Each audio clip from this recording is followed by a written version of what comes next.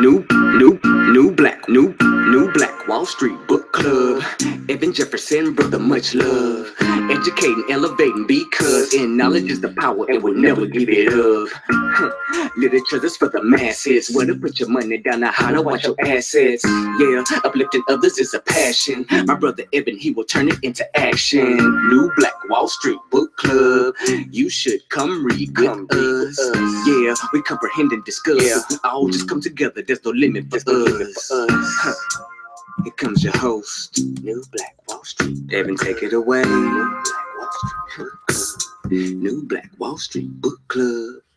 Oh, no problem, man. Good morning, good morning, good morning. How are you guys this morning? Thanks so much for tuning in on this Thursday. AV, what's going on, brother? No problem. Going to watch it later on. That's cool. Shawnee Moore's in the house. Terry Green, what's going on? Angel, the weedpreneur. Thanks so much for being here. What's going on, my people? Hey, we're back here with the New Black Wall Street Book Club, and I don't know about you guys, but I've just been super excited like every day to get into this book. I mean, my goodness, this book done changed my thinking. I'm telling you, that's what it is, man. You got to change the way you think. You want to change results in your life, and that's just it, guys. And so they say readers are leaders. There's a reason why. There's a reason why. As you elevate your thoughts, as you elevate what you put inside, garbage in, garbage out, but good stuff in, good stuff out. Wealth begins in the mind, my people. You must be wealthy in your mind long before you're wealthy in your wallet. And I truly believe that if you empty your mind, if you empty your wallet to fill your mind, then later you can empty your mind to fill your wallet, because people will pay more for what you know than what you do. People will pay more for what you know than what you do. Physical labor, my people, is the lowest form of payment. The lowest form of exchange is physical labor. Once you begin to understand this, you can start to move to a place where you have your money working harder for you than you work for your money. Well, guys, today we're going to be going through the lessons from the richest black man in the world.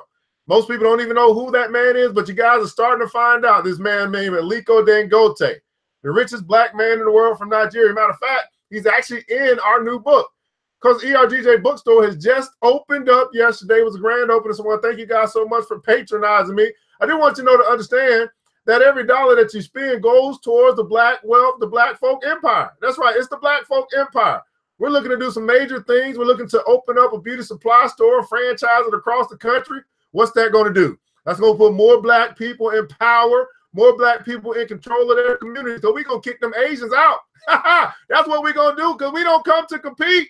We come to dominate. Say bye-bye, Sally. Bye, Sally. Get up out of my neighborhood. Well, we're going to go to ERGJ Black Bookstore. You go over there and check it out on Facebook. We're working on our website as we speak. But I've shown you, and I told you guys before, 48 hours it took me to build this. I've told you before, you can actually start a business with no website, and I'm showing you exactly how that works. You can use the tools that you have to make money and to move forward. Well, I just want to give you a quick update, the Black Billionaires Club update. I made a mistake, guys. For some reason, I thought I was getting my proofs back today, but clearly they were missing a couple of files, so I had to update the files, send them back off to them. So another 2 days. So I'm thinking I'll have my proofs on Monday. We'll be ready to print by Wednesday, and we still will meet our deadline of July 4th for our launch date. So I'm glad I gave myself some time. See, you got to give yourself a little cushion, a little window, and that's exactly what we did. In case you're wondering, or you're interested in the Black Billionaires Club, the book, you go to theblackbillionairesclub.com, www.theblackbillionairesclub.com. What is the book about, guys? Well, out of 2,043 billionaires in the world today, only 12 of them are black. And I believe that if you want to be wealthy, you should study wealthy people. And if you're black and you want to be wealthy, you should study black wealthy people, because they don't been through some of the same trials, tribulations, struggles that you might go through. And I think we need to hear their story. So I wrote about that story. And I wrote about 12 of those stories. And this is a book that you can study. But more likely, though, I want you to make sure that your children study this book, because guess what, guys? Every year, Black History Month, we don't talk about black wealth. We talk about black slavery. We talk about blacks overcoming. We talk about integration. But we don't talk about black wealth. And that's exactly what this book is for, to take over Black History Month and give us a Black History year. A billionaire a month. Just study them and see what happens. See what changes in your mindset. See what goes down in your hood when you start beginning to understand that if they could do it, you could do it. And you just might be the next one invited to the Black Billionaires Club. Well, guys, I also want to let you know a few things that are available at the Black Billionaires Club, or the Black Bookstore that we opened yesterday. Number one, we have from Lisa Marie Stringer, we have her book, The 5 Rules for Persevering in Life. The 5 Rules for Persevering in Life. Of course, she's America's #1 perseverance coach. This is also a #1 international bestseller.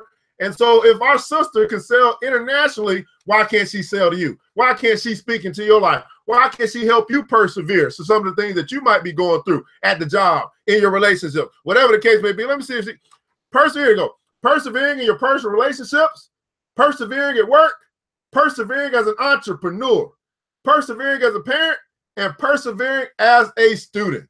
Why not? Learn how to persevere and get that book for $10. All you got to do is go on over to the bookstore, ERGJ Black Bookstore. Go ahead and support your very own and circulate your dollar right back within your very own community, making group economics easy. Everybody put in the comments below, easy. See, if making it easy for you, no excuse other than you just don't want to. But I know you want to. Now we're giving you a way to do that. Also, Mikey Learns About Business, right? The children's book that teaches about entrepreneurship. Doesn't teach about employment. It teaches about entrepreneurship. Doesn't teach you how to be a slave. It teaches you how to be free, how to make your own way. And so why not teach your children, give your children exposure to an entrepreneurship book for kids? What would it be like if you were 10 years old, 11 years old, 12 years old, and you read a book about starting your own business, about building your own enterprise, or actually building an empire instead of watching an empire? That's exactly what you get here for $15. You get Mikey Learns About Business, the children's book about entrepreneurship. Go ahead and support Mr. Mikey Wren. He actually happens to be a 10-year-old kidpreneur. He wrote the book for kids. Why not do that? Also, we do have Wesley Learns to Invest by my main man, Prince Dykes. The first time ever fiction book offers a kid-friendly introduction to the stock market and to investing. What would it be like for you if you're 11 years old, 12 years old, and you got introduced to the stock market? This concept that you can make your money work harder for you than you work for your money. What would it be like for you? You started 11 years old, and then at 60 years later, you was a multi-millionaire because you put compound interest in your side. Well, hey, it might be a little late for you, but it ain't too late for your kids, and you can get them started early with a book. One of the best investments you could ever make in your life is buying a good book. Also, we got Wesley Learns About Credit. Wesley Learns About Credit. It's a kid-friendly, again, children's book that introduces your kids into the world of credit.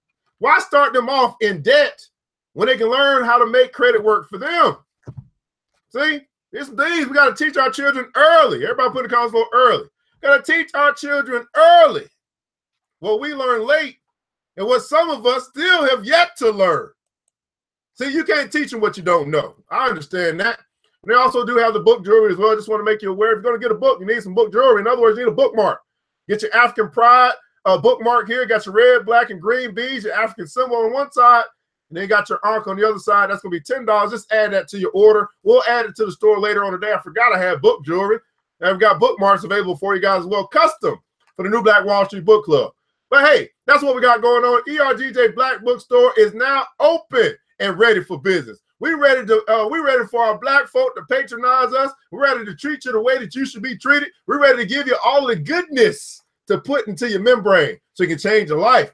ERGJ Black Bookstore, going over to the Facebook page. Go ahead and like the page, follow the page. We're working on some new deals with some black authors. We're bringing back authorship to your front door.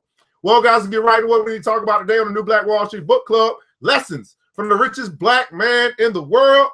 Mr. Dangote, he's got a book called The 10 Commandments of Money. Now, I don't have this in the bookstore. You might have to go somewhere else to Amazon. But anyway, Dangote's 10 Commandments on Money. And I don't know about you guys, but I might want to listen to the richest black man in the world. I might want to pay attention to what he got to say or the lessons that I can learn from his 10 commandments. We're in commandment number 6, which is be law-abiding, don't fight the government. Everybody put in the comments below, don't fight the government. Now, this is interesting.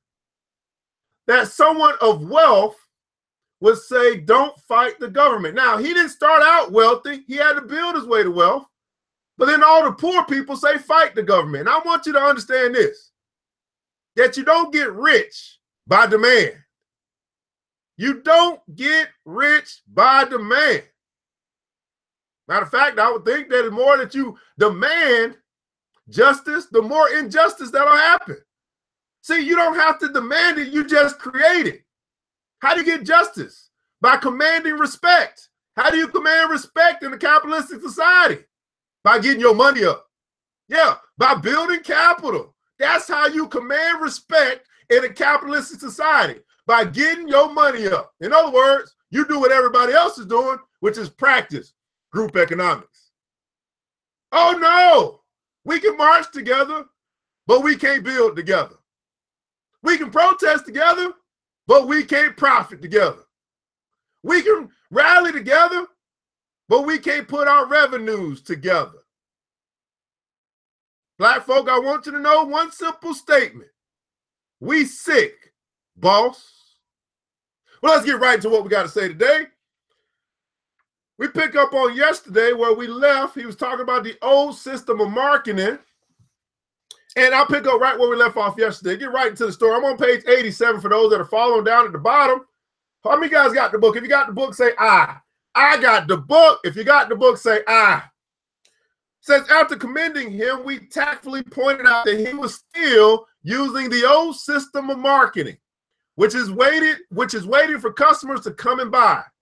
We made it clear that the world has moved on, that the new system is throwing the product at the customer, harassing him with the product. We made him to realize that with the cutthroat competition coupled with the ever-tightening world of economy, you cannot make a headway in your business if you relax in the comfort of your business premises and wait for customers to walk in. If you want to rely on that old system, only a few would come. Many now want to be postponing purchases, wishing that they would never buy. The only way out, therefore, is to take the product to them. Everybody put in the comments below, take the product to them.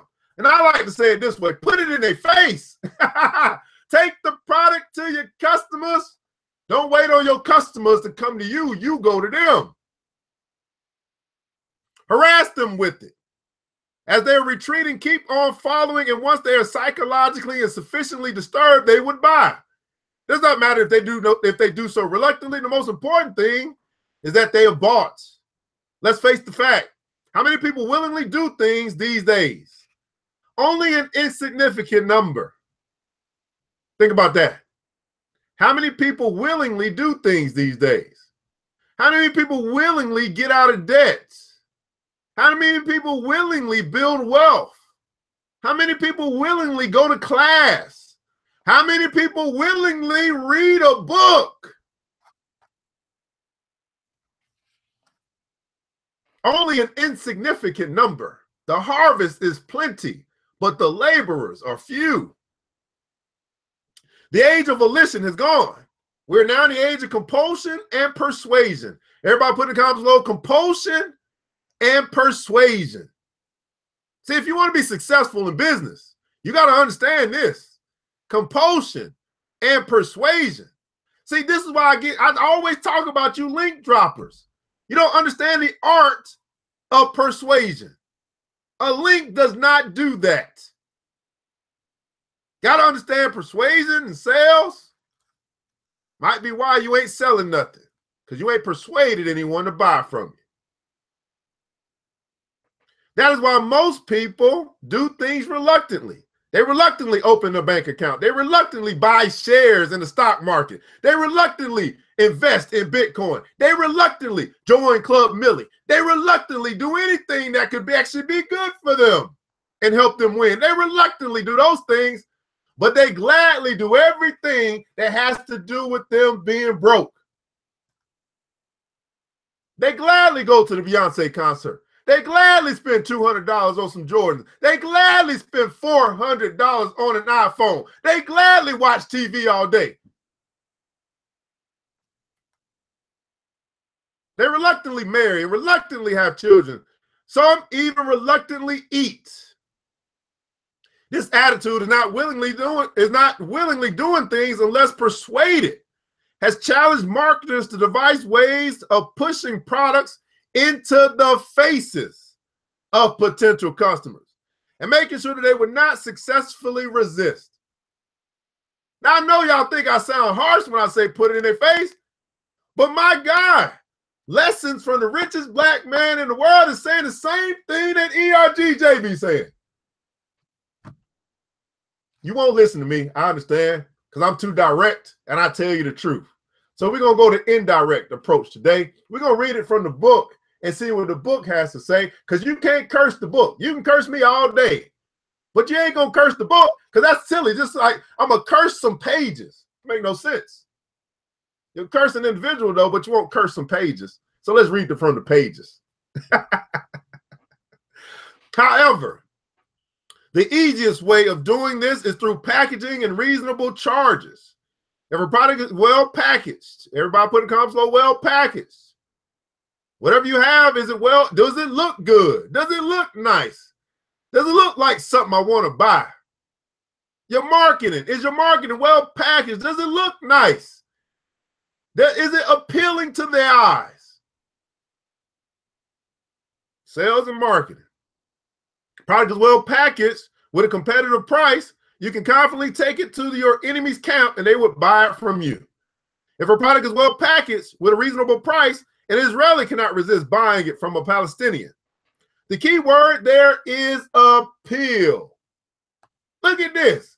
I'm talking the book before I even get to the pages. Everybody put in the comments below, appeal. The key word here is appeal. Now, we're talking about business, but I want you to understand, women, you understand this very well. And I wonder why you don't always implement it in your business. You understand that if you want to get a man, you got to be appealing, okay? You got to be well packaged. In other words, well dressed, looking nice. You understand, be appealing to the eyes of the man who is actually buying off what he sees. So we understand that, right? I mean, I ain't talking foreign here, because women know this very well. If I will go out tonight, no, let's tomorrow night. Tomorrow's Friday. If I go out Friday night, party, jumping, feeling right, you go out Friday night, and you in the mood to woo a man and get a man to buy you a drink and get him to buy whatever, right? You want to go out Friday night, and you saying tonight's the night that I don't pay for nothing. Right? Everybody put that, I ain't paying for nothing. They put that in the comment. I'm just gonna help you out tonight. So you say Friday night, I feel like going out. You know, it's Friday night. They just got paid. It's Friday night. I ain't paying for nothing. I ain't paying for parking. I ain't paying to get in the club or the lounge or whatever you go. I'm not paying for a drink. I'm not paying for dinner. I'm not paying for the movie. Well, if I want to make that happen, then I know that I must be appealing to this man. And as long as I am appealing to this man, I ain't paying for nothing. Now, if you take that same idea, principle, understanding, women, I'm talking to you specifically because there are a lot of women that's in business and y'all don't understand appeal, or y'all don't implement the principle of appeal in your business. You say, if I take my product and I present it in a well-packaged, appealing manner, no one's going to resist buying from me. Number one, when you take your product. So now we're talking about you as the representative of your business being appealing, and then now your product being well-packaged and being appealing. There is no way that you won't sell some stuff just based off of that. You being appealing, in other words, your sexy self, and your product being well packaged and appealing, its sexy self. So let me ask you this. Put in the comments below, sexy. Yeah, I said it's sexy. How can you make your stuff sexy? We're not talking about your sales pitch, which need to be sexy too. We just talking about appeal. How does it look? How do you look when you are presenting it? Now, I'm not telling you to go out and be slutty or skanky or ratchety or whatever. I'm telling you to go out and appeal to the masses in your presentation, how you represent your business, and also in the representation of the product that you are looking for people to buy.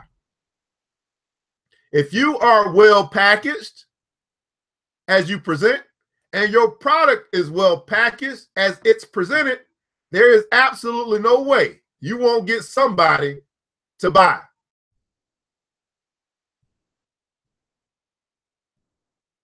I might stop right there. That might have been a whole lesson that somebody needed to hear right now, but I'll keep going. Let's get back to the book. The key word is appeal. Once a product is appealing, it evokes desire, and desire, as we all know, knows no race or religion. Everybody putting comments below desire. It is the only thing that makes the world one. If a product is well packaged, it has a way of starting a psychological warfare in the brain. This warfare makes the customer, instead of dismissing the product with the wave of a hand, to become hesitant. The reason being that something in him is telling him, you cannot be so callous, take a second look. It is therefore the warfare that goes on in the brain. When it sees well-packaged products, rather than reason, that makes people to buy. Let me say that again. It is therefore the warfare, everybody put in the comments below, warfare, that goes on in the brain when it sees well-packaged products, rather than reason. See, it's what we see, well-packaged, that supersedes reason. In other words, emotion is more powerful than logic. Let me say that again. Emotion is more powerful than logic. And once you understand this, Black people, Black business people, you'll begin, unfortunately, this is the best way I can say it, you'll begin to play on other people's emotions. It's not that you're playing on their emotions, you just understand that I have to make this person feel this particular way for them to buy my stuff. Now, you got to ask yourself, as we talked about last week, I don't know why I'm giving this away for free. Then you got to ask yourself, what the hell am I selling? If you understand it, listen, if you understand, see, I'm giving up sales training one-on-one. Y'all should be paying me for this. What am I doing? Anyway, so once you understand that emotion is more powerful than logic, let's talk about this for a second. You got to really understand this. Because when I talk as a financial educator, I help other people understand money. Money is an emotional thing. It's more emotional than logic. We know what we should do. We don't do what we should do because of our emotions, because we rather do how we feel than what we should do based off what we know. So we do how we feel. We act on how we feel. We feel like buying the Beyonce tickets. We feel like having a good time and enjoying an experience, even if we can't afford it, because what we feel is more powerful than what we think. You got to understand this. It's a warfare between the emotions and the mind. Now, there are some people who have conquered their emotions. Not most people. They've conquered their emotions, and now their mind and what they think is more powerful than how they feel. But that's not most people. See, the people who have conquered their emotions, who understand that what they think is more powerful than what they feel, they typically are the sellers. You don't have a lot of sellers. The people who haven't conquered their emotions, who still move off of their emotions more than they do off what they think, they are the consumers, more than likely. Now ask yourself, as you look at this balance between sellers and consumers, how many do you have? Do you have more consumers or do you have more sellers? This is why sellers control the market, not the buyers. That is a misnomer. Buyers do not control the market. Buyers buy what's available. If you have more sellers who are competing on what was available, the sellers still win because they are getting the money in exchange for the product. They paid less to create or to get the product than the consumer is buying it for. The sellers are in control of the market, not the buyers. So now, if you understand that emotion is much stronger than logic, if you understand that people buy based on how they feel, or really they buy on based off what your product or your service, how it's going to make them feel. So in the comments below, I want you to tell me, what do you sell? What do you sell? Because many of you guys think I sell some product or some service. And this is just sales training 101. And I get paid a lot of money to do this. I'm going to do it for free today because I'm feeling generous. What do you sell? Now, people may buy your product or your service to satisfy a feeling. But what are you selling? It's a good question.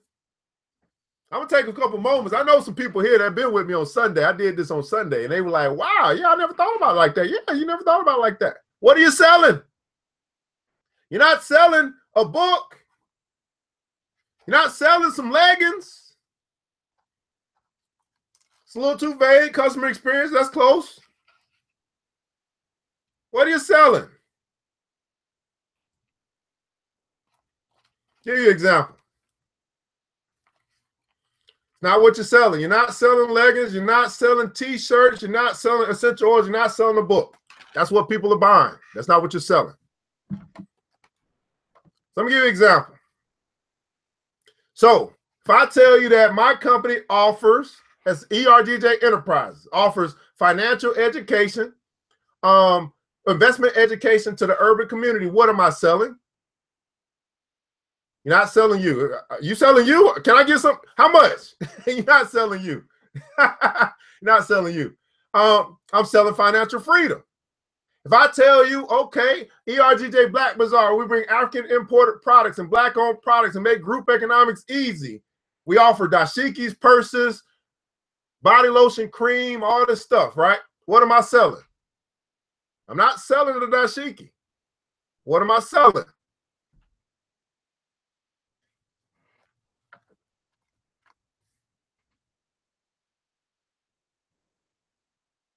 What am I selling?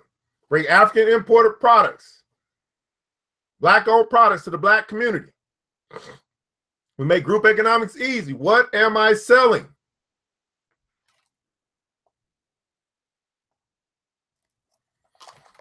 I know I'll talk fast in your time. I'll give you a couple minutes. What am I selling?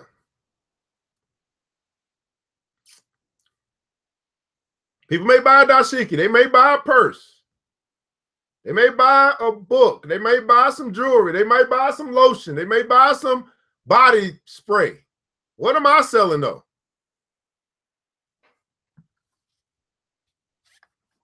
You're not selling your brand. It's close. You gotta recognize what your brand is and say you're selling your brand. What am I selling? It's convenience. No, I'm not selling convenience. I am kind of selling, thank you so much. I'm selling Black pride. I'm selling African pride. I am selling convenience too, because it make it easy for group economics. So I get that. I'm selling Black pride and convenience. That's what I'm selling. You see?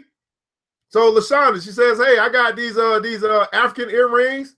I've got these wood earrings and these accessories. She says she's selling. She says what do you say? She's selling confidence and beauty. You see, they may buy the earrings, they may buy the bracelets, but what does this bracelet do for me? How does it make me feel? I didn't buy the bracelet just to have a wood bracelet. I bought the bracelet because what it would do for me. And I bought some beauty and some confidence. I feel good. I feel proud to wear my stuff from my custom stuff or whatever. Feeling the pride that comes with supporting Black people, you see? You see? So Bethany, if you're saying, hey, I'm selling transformation, that's great. You might want to be a little bit more defined in what that is, transforming from what to what, right? You can be transforming from bad to good or good to bad. You know, what are you transforming? What are they transforming to? So, you know, but yeah, you got to think about, you got to understand what you're selling. Because what you are selling is based off of people's emotions. Because emotions are more powerful than logic in most people, in the masses. So Terry says, I sell the breath of life, oxygen to the blood, high-end water that restores the body to function is designed to function. So Terry, you sell health, you sell a long life. It's not dependent on the person. Okay, it's not dependent on the person. You gotta know what you're selling. You're not selling based off the person. You're selling. If you say you're selling your brand isn't based off a person. Your brand is based off your brand. But we'll get into that. We'll get into that. We'll have more training and stuff on that. But yes. Keep on. You are making your way. You are almost there. Progress. All right. So where we at? I forgot where I was at. Oh, here we go. Warfare. What it means is that you can't be so kind. What this means is that any product that cannot start a mental warfare. Look at this. Listen to this. Any product that cannot start a mental warfare has no place in today's marketplace. That right there is to change the way you think right there. It's to change the way that you consider what it is that you might want to bring to the marketplace. This is why I say no to a lot of opportunity, because I understand that if it does not start a mental warfare, it won't get people to actually think or reconsider, then they're not going to buy it. And if they're not going to buy it, I'm not going to sell it. Any product that cannot start a mental warfare has no place in today's marketplace. Can you think of something that you come across? You was like, why the hell is that on the shelf? And it just stays on the shelf week after week, month after month. You might go to a convenience store and you see that there's one particular thing that no one ever buys. You don't want to be that person who a month that goes by that you have had something on the market and no one buys it. That means that your product did not start a mental warfare. And it really has no place in today's marketplace. What we're talking about right now, black folk, is something that you must understand. I understand that you have this desire that you want to do something. But what I also understand is that everything does not have to lead to a t-shirt. Everything does not have to lead to another chicken joint. Everything does not have to lead to another barbershop, even though I think barbershops are great. There's some things that you can still do what you're passionate for and about, or whatever you want to bring. She's talking about transformation, and find other ways to help people transform. That will bring a mental warfare for today's marketplace. You see? But the only way that you can do that is the only way you can actually get to a place where you know that this product is going to create a mental warfare in the marketplace, or this service that you're offering is going to present a mental warfare in today's marketplace, is first, you have to know what you are selling or what you plan to sell. And what you plan to sell is not a product or a service. You got to first start with, what do I want to sell? Once you get to what you want to sell, then you can formulate what products or services do I want to offer that'll fix this problem that people are going to buy based off what I'm selling. What you're selling is a solution. Most of the solutions that you are selling fixes people's emotions. I'm buying this because of how it will make me feel. I wear this because how it makes me feel. I bought this because how I thought it would make me feel. And now that I have it on, it actually does make me feel that way. You got to know what you're selling. So when I got into the alkaline water business, I knew exactly what I was selling before I bought it and before I presented it to other people. I knew that I was selling health to the Black community. I knew that I was selling something that would aid them in reducing some of the diseases that we have amongst our people. High blood pressure, cancer, AIDS, all that stuff. So I knew I was selling a solution to a problem. We got some sick people, and I wanted to sell some health. And I found a product that could bring a solution. You see? Now it just so happens that everybody drinks water. So we got a product that everybody can use, not just one or two. It's not a niche market. It's everybody can use this product. And those that are health conscious as they get older, they start to understand the benefits of drinking an all natural alkaline water. Matter of fact, while I'm talking about that, I might as well put the link in the comments below because some of you guys want to buy right now. Because you understand, I mean, my man, he just 31 years old, went to the hospital because he was feeling a little lightheaded. He's feeling a little drained. He's feeling a little out of energy. Went to the doctor just for a regular checkup. Guess what the doctor told him? He got high blood pressure. He called me. Said, man, I got my condolences go out to you, man. You know, make sure you do what the doctor says. Hope you get better, get well soon. He said, man, I'm going to start getting more of that alkaline water. I understand that this filtration system I have in my body, it needs a little help.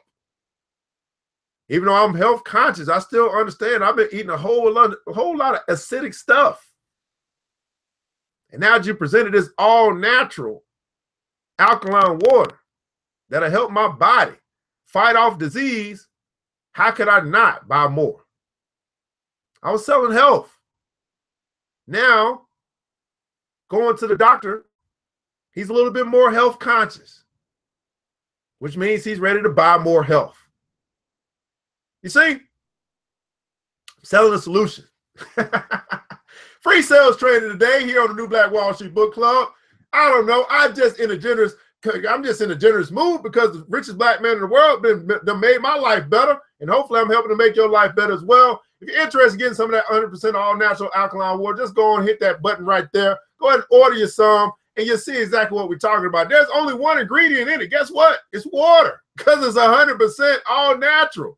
You don't have all this other chloride and chlorine and all this other stuff. The only ingredient in this water is water. Look on the back of your Aquafina and see what kind of ingredients you got. Look on the back. We did a water test. Look on the back of your Smart Water and see the ingredients on your water. The only ingredient in this water from a black-owned company is water. You ever seen the bubbles in Aquafina? My goodness. Why you got bubbles in your Aquafina? How you got carbonation, gas in your Aquafina? You drink that stuff? I used to drink it, so I ain't gonna trip. I used to drink it before I knew. But now that I know, oh, hell no. You better get that out of here. All right. What this means that any product that cannot start a mental warfare has no place in today's marketplace. Okay? So my colleague and I later gave the man a blueprint on how to turn his company around. One of our recommendations was for him to partner with banks to have specific products for schools so that they would be supplying them with the computers and accessories.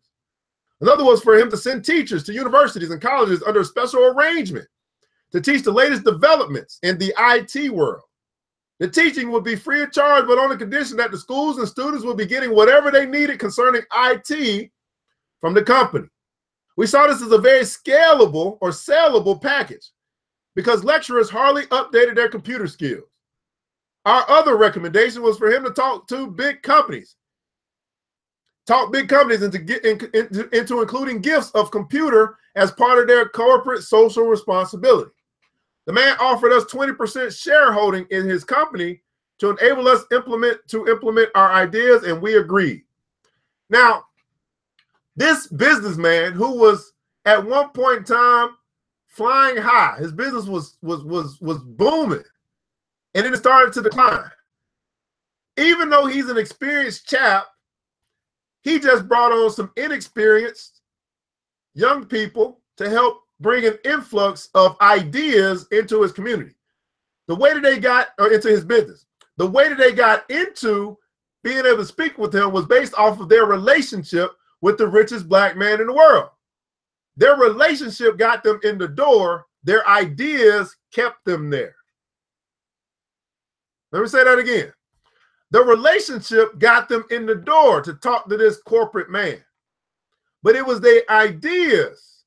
Once they got in the door, in other words, once they got the interview, that's when it was time to perform.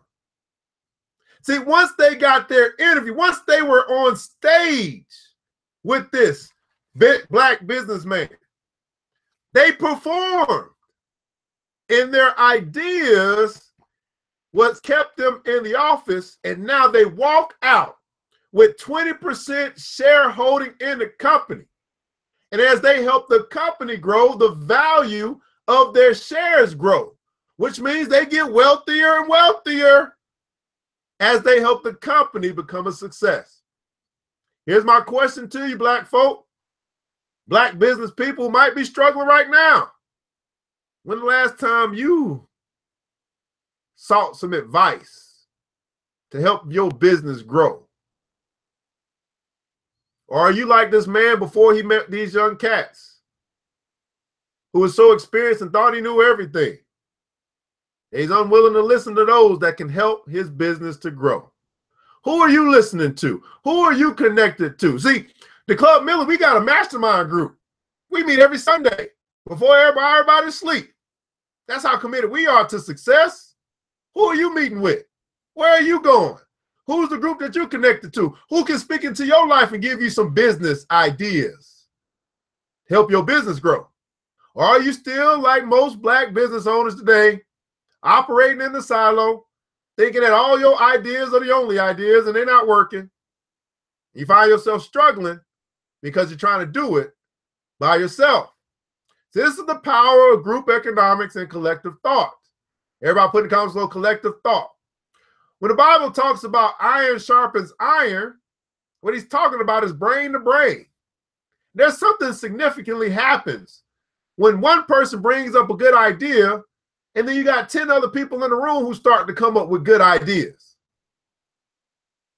Don't you know that there's some ideas that you have right now which aren't for you? They're for somebody else. They're for your peer. They're for your business partner. Don't you know that when you begin to share the ideas that are not for you and your business, that you'll have other people sharing their ideas with you for your business? But that can only happen when you decide in your life that you're done operating by yourself. And here you're going to make a commitment to group economics and collective thought. You got a wonderful opportunity to do something like that. It's called Club Millie. Club Millie is a black investment group where we're helping 1,000 black folks save and invest $1,000 this year. And we have evolved into investment education, business development, and sales training. Exactly what you got today. It's your decision to make. It's your money to invest. It's your decision. It's something that you have to decide that you want to do to take your life and take your business to the next level. Because what we are black wealth builders, and we're building the black folk empire. You can either watch us or you can work with us. By the way, stone by stone, the pyramid will get built. Are you with us or are you watching? Your decision. Want to get more information about Club Millie, just go over to www.nbws.us. I'll put that up for you. www.nbws.us. And quite frankly, guys, if you want access to ERGJ, you want to have more conversations like this with me, all roads go through Club Millie. I'm unavailable for clients at this time. All roads to me go through Club Millie. So that's your decision that you need to make. Hopefully, if it's not with me, or if it's not with us, if it's not with the New Black Wall Street, it's with somebody. Maybe it's with your Black Chamber of Commerce in your local area. Maybe it's with your Toastmasters group. I don't know. I don't know what you're connected. Maybe it's your sorority or fraternity. I don't know who you're connected to, but hopefully you're connected. Hopefully you are connected. So here he says, we went home, I'll read a little bit more, went home and wrote about 1,000 persuasive letters, which we promptly sent out. The first contract we got was from a bank that had educational product which it wished to push aggressively. It booked 1,000 laptops. The order, which came within 1 month of our dispatching the letters, was more than the annual sales of Bentley Systems Incorporated in its heydays. Chief Ogobe was dumbfounded. Before we were through with the bank supply, we had received so many orders that within a short while, the challenge became how to satisfy them. That's a good challenge to have. We convinced the managing director on the need to build an assembly plant so that we could meet up with the huge demand. After the factory was set up, we began to import CKD, completely knocked down parts from which we assembled computers for sale. When other computer directors saw Bentley Systems' dramatic turnaround, they approached Chief Ogobe, asking him the secret. The man was ever happy to give out our names as the modern King Midas. Through that, we became the toast of the business community. Ironically, even companies that did not initially allow us to go beyond their gates went on their knees, promising us 40% shareholding for us to come and turn their fortunes around. That was how we ended up becoming shareholders in about 50 companies in the country, an achievement which my teacher described as fantastic. Now, what does this say? What this says to me, and I don't know about you, it says to me to go after helping those who really need help. To be part of history is to be a part of a turnaround. Everybody put in the comments below, turnaround. And me personally, as a certified financial educator, as a money solutions coach, I get a lot of my business off of people who I've helped to turn around. When I tell people that I fix broke, and I guarantee it, that's exactly what I do. And when the people who take me up on that offer get their turnaround in their financial life, they go and tell the world, and then the world comes to me. That's why I'm no longer available directly. That is why you must go through Club Millie if you want to come through me. Because I understand my worth now. And I've got the resume to prove it. You see? And it's not that I'm bragging. I just know what I've done. And if I tell you everything that I've done, you'll be like, why is he telling me all this? Because, hey, at the end of the day, you need to have a resume. You need to have a portfolio of success. Everybody put that in the comments below, a portfolio of success. Why is it that you can talk all day about the things that are not working for you in your life, but then you have a hard time telling people how great you are, how fantastic you are, how great the work is that you've done? Now, I get it that you want other people to sing your praises, and that happens. But at the end of the day, you should know a tree by the fruit that it bears. And I don't have to tell people a whole lot about what I've done. They've seen it. It's called customer reviews, customer testimonials. You see? Matter of fact, you're getting a little piece of it today. I just gave away some good nuggets for free. Why? Because I love my people. You see? I love my people, and I want to see you win. Black Moses asked this question today. How can I help you win today? That's what I want to know. How can I help you win today? Tomorrow isn't promised, but right now is all we got.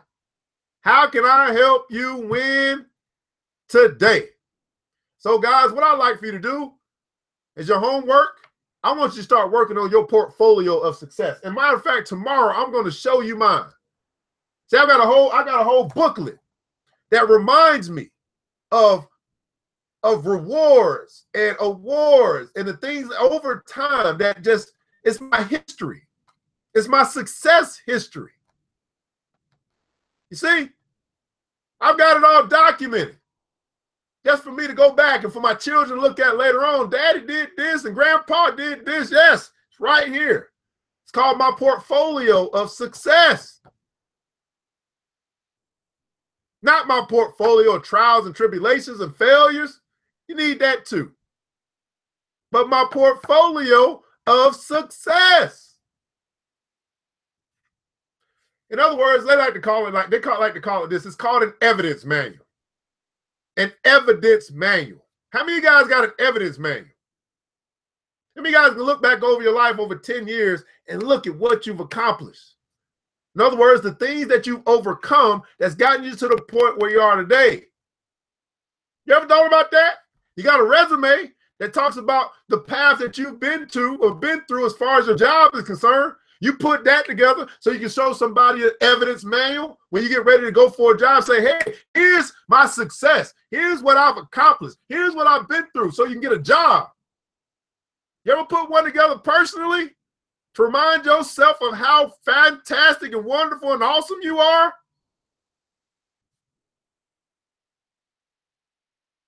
My portfolio of success. Well, guys, we're going to stop right there. I think we're on page 91. I don't think we're going to finish 6 because, I don't be rushing this stuff.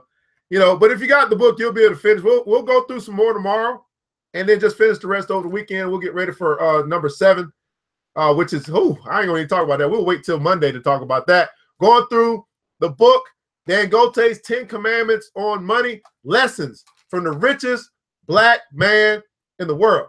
Now, guys, you know how I do. I'd like to know right now at this point in time, what was your takeaway from today? What did you learn today? And as you're writing that, also, I want to make you aware that I believe as a financial educator that money is the exchange of value for value. And if you got any value out of today that I've given based off my interpretation of the book and what is spoken to me, well, if you got any value of it, then there does need to be some type of exchange.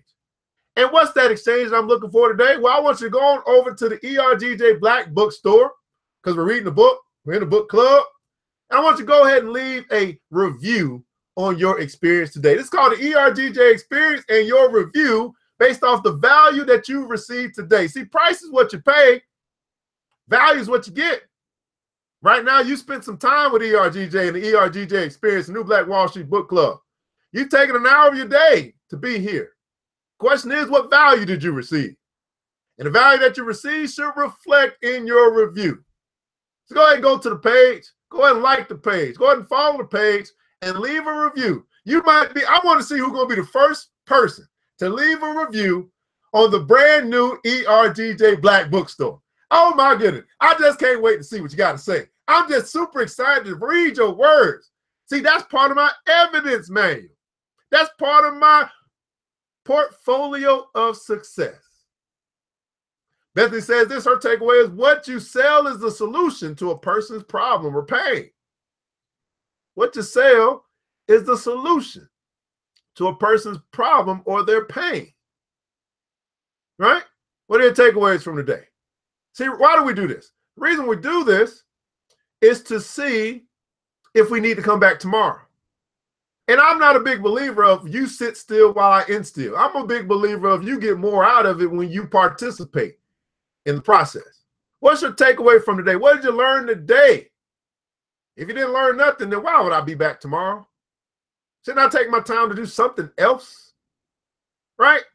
What did you learn today? While you guys are writing, I know you guys got a lot to say.